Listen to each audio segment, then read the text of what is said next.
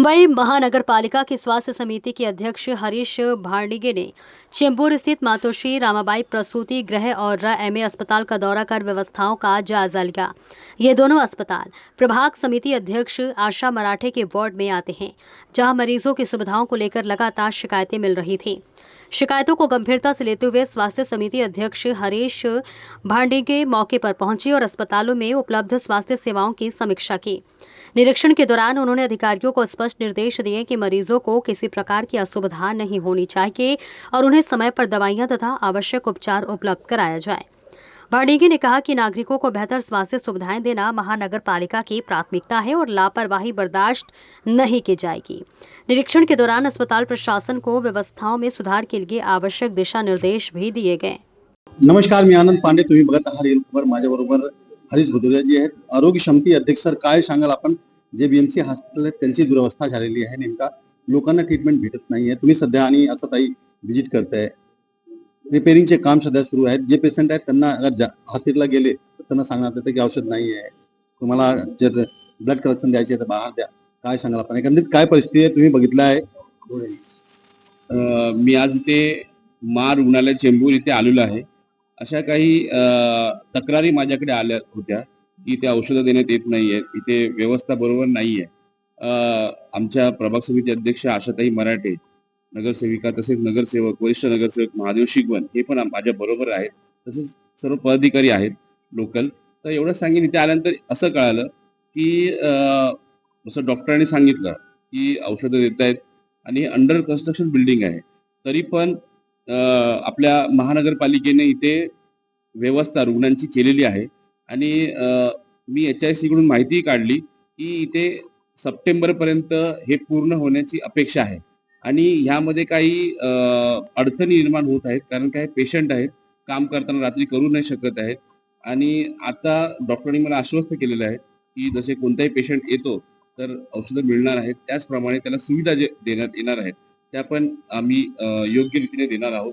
आता एवढंच सांगेन की कुठेही त्रुटी आढळली, मी हमेशा जिथे जातो तिथे सांगतो पत्रकार बंधूंना आणि नागरिकांना, कुठेही तुम्हाला अशी अडचण आली, त्रुटी आढळली तर कृपया करून मला संपर्क करावा आणि ते लवकरात लवकर आपण कसं त्या त्रुटी अडचणी आपण सोडू शकू यासाठी आपण कटिबद्ध आहोत. उपनगरामध्ये जेवढे हॉस्पिटल आहे, राजावाडी, शताब्दी, जेवढे हॉस्पिटल आहेत सगळ्यांची दुरवस्था आहे, सगळ्यांकडे हे तक्रारी आहेत. त्याच्याबद्दल आपण सगळीकडे व्हिजिट करणार आहे, लोकांमध्ये काय सांगाल? मी स्वतः राजावाडीमध्ये पण गेलेलो आहे, आज इथे गेलेलो आहे. प्रत्येक हॉस्पिटल मी व्हिजिट करत आहे आणि त्यामध्ये एवढंच सांगेन की हे 25 वर्षापासूनचं हे सगळं गोळबंगाल आहे आणि ह्या 3 महिन्यामध्ये जादूची छडी नाही आहे, ती जादूची छडी फिरवली आणि ते लगेच होईल. एवढं सांगेन, भारतीय जनता पार्टी महायुतीची सरकार आहे. महानगरपालिकेमध्ये महापौर आमचे आहेत, उपमहापौर आमचे आहेत, आरोग्य समिती आणि सर्व अध्यक्ष आमचे आहेत. तर आम्ही हे सर्व नागरिकांसाठी करत आहोत आणि आम्ही सर्व नागरिकांसाठी करत असताना मी हमेशा बोलतो की आम्ही सर्व कटिबद्ध आहोत त्यासाठी. असं ताई, तुमच्याकडे तक्रारी आली होती, तुम्ही आज यांना बघून आणि व्हिजिट केलेलं आहे, काय सांगाल, कसा प्रकार?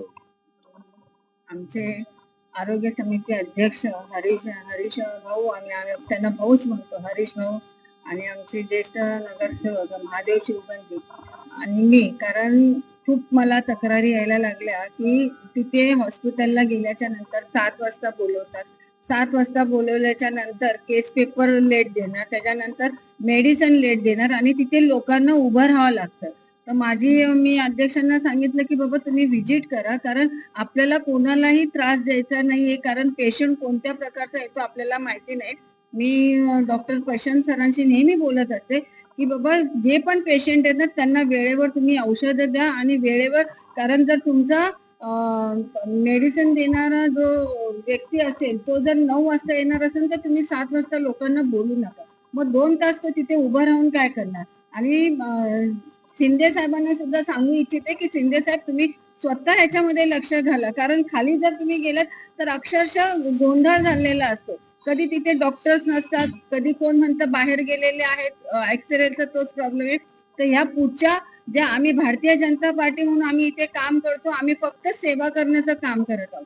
त्याच्यामुळे इथे सुद्धा हॉस्पिटलमध्ये जे महानगरपालिका जी सुविधा देते ती सुविधा सर्व आपल्या रुग्णांना मिळाली पाहिजे. नगरसेवक महादेव शिवगंजी आहेत. सर, काय सांगाल, आपण पण आज या ठिकाणी व्हिजिट केलेलं आहे, सगळे बीजेपीचे आहेत आणि सगळ्यांनी तक्रारी घेऊन आलेले आहेत. फक्त बीजेपी नाही, आम्ही सर्व नगरसेवकांना कळवलं होतं की आपण अध्यक्ष विजिट करणार, आपण यावं.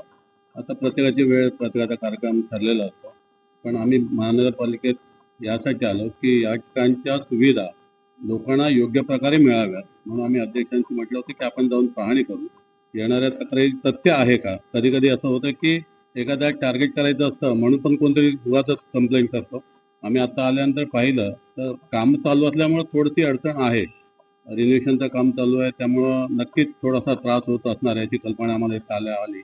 पण आम्ही डॉक्टरांना आणि यांना आता आमच्या अध्यक्षांनी आदेश दिले, संदेश दिले की लोकांना योग्य प्रकारची ट्रीटमेंट आणि औषधोपचार हा योग्य झाला पाहिजे. औषधं आपल्याकडून देण्यात येणारी औषधं आपल्याकडूनच मिळाली पाहिजेत, त्यांना बाहेरून घ्यायला सांगू नये अशा आता सूचना साहेबांनी दिल्यात. आणि मला वाटतं इथले डॉक्टर आणि सर्व त्याचं पालन करतील आणि वैद्यकीय सेवेमध्ये आपलं नाव हे कायम टिकून राहील. कारण महानगरपालिका आपण बघितलं ना तर छोटी मोठी सेवा नाही आहे, पूर्ण मुंबईभरात जी सेवा दिली जाते त्याचं एक नावलौकिक आहे मुंबई महानगरपालिकेत वैद्यकीय सेवा देण्यामध्ये. त्यात कुठे त्रुटी राहायला नको आणि आपल्या छोट्याशा त्रुटीने त्याला गालबोट लागू नये ही आमची कल्पना आहे. म्हणून आम्ही सगळ्यांना इन्स्ट्रक्शन दिलं की योग्य प्रकारे काळजी घ्या. तर तुम्ही एकंदरीत बघितलं तर इथे जे आहेत तक्रार आली होती आणि तक्रारीनंतर जे आहेत आरोग्य समिती अध्यक्ष आणि आशाताई मराठे आणि इकडचे नगरसेवक महादेव सुगन यांनी व्हिजिट केलेलं आहे आणि काही दिवसांमध्ये सगळे व्यक्ती जे मरम्मतचे काम चालतं त्याच्यामुळे लोकांना त्रास होतोय. त्यामुळे सभी चांद पांडे, रेल खबर, मुंबई.